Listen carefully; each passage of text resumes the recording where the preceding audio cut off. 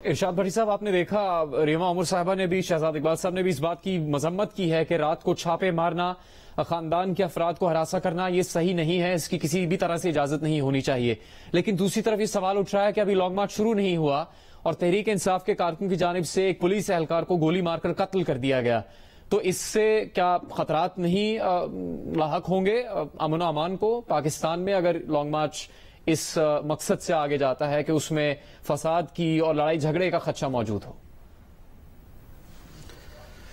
शुक्रिया जुनेद। अल्लाह पाकिस्तान को सलामत रखे, अल्लाह इस मुल्क पर रहम करे, करम करे। हम बड़ी बंद गली में हैं, वायलेंस की तरफ आ रहे हैं, तसादम की तरफ आ रहे हैं, कोई शक नहीं है।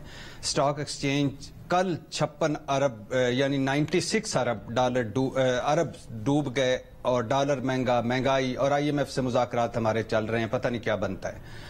लेकिन और दूसरी तरफ वो जो कांस्टेबल की जान बहक हुआ है, जिसको गोली लगी है, उसका मैं उनके फैमिलीज के, उनके खानदान के साथ इज़हार हमदर्दी करता हूँ। अल्लाह उनको सब्र दे और हिम्मत दे, बहुत बड़ा नुकसान है। लेकिन भाईजान दो तीन बातें हैं। एक पहली बात तो ये है कि ये बिल्कुल ठीक है, सड़कें शाराएं बंद नहीं करनी चाहिए, ये बिल्कुल ठीक है, कानून को हाथ में नहीं लेना चाहिए, ये बिल्कुल ठीक है, तोड़ फोड़, जलाओ गिराओ, तशद्दद, मार कुटाई नहीं होनी चाहिए। और ये भी ठीक है कि सड़कों पर आकर हुकूमत ना कल जायज था ना आज जायज है। मगर जिस मुल्क में इलामा इकबाल साहब का घर भी महफूज ना हो, जिस मुल्क में उनकी 81 साला बहू जस्टिस नासरा इकबाल भी महफूज ना हो, और जिस मुल्क में बिना वारंट घरों में घुस जाएं, मर्द एहलकार जो मर्द एहलकार हैं पुलिस वाले, वो खवातीन को हरासा करें, धक्के दें, रातों को दीवारें फलांग कर बेडरूमों तक चले जाएं।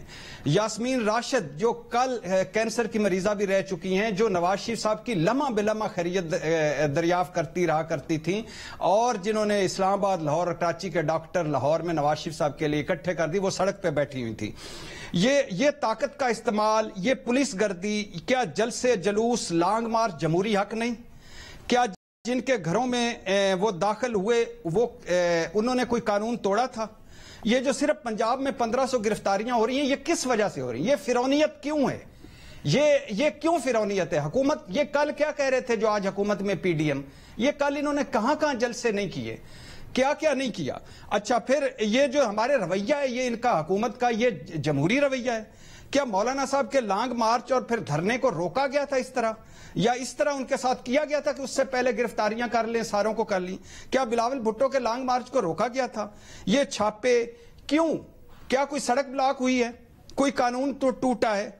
क्या पार्लियामेंट पर अब हमला हो गया है? क्या PTV पर हमला हो गया है? क्या किसी ने कोई आकर आवाम को डिस्टर्ब कर दिया है? क्या बंदूकें लेकर आ रहे हैं? नहीं भाईजान, नहीं, ये ना करें। ये करेंगे, ये आप करेंगे, रोक नहीं पाएंगे। आप इस तरह कितनी ताकत का इस्तेमाल करेंगे? कितने दिन करेंगे? कब तक करेंगे? इससे आपको क्या फायदा होगा? आपने शुरू में ही पहले दिन ही आपको कहना चाहिए था कि ये ग्राउंड है, ये एक एरिया है, इससे जो आगे आएगा उसको हम आगे नहीं आने देंगे। ये बात बनती थी। इस सड़क पे नहीं बैठना, इस तरफ जाना है, ये बात बनती थी। लेकिन आपने घरों में, अभी इस्लामाबाद में देखें सड़कें बंद, और आप देखें जो बंदा कोई होता है उनके घरों में उनकी खवातीन को थप्पड़ धक्के। ये जो फिरौनियत है, ये जो फाशिज्म है, ये इनको सूट करता है? ये जो कल तक हमें जमहूरियत और सिविलियन बालादस्ती और इनको भाषण दे रहे थे, खुदा के लिए खुदा का खौफ करें।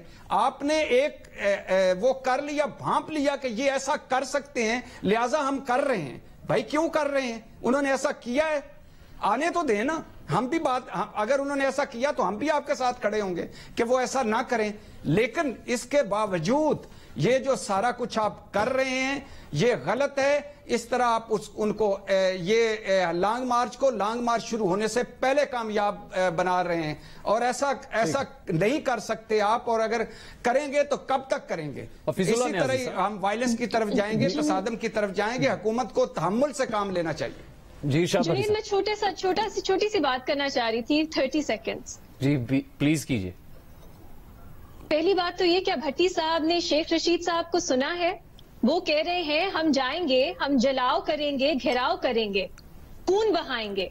تو یہ کوئی پریمپشن نہیں ہے، یہ شیخ رشید صاحب کا اپنا بیان ہے۔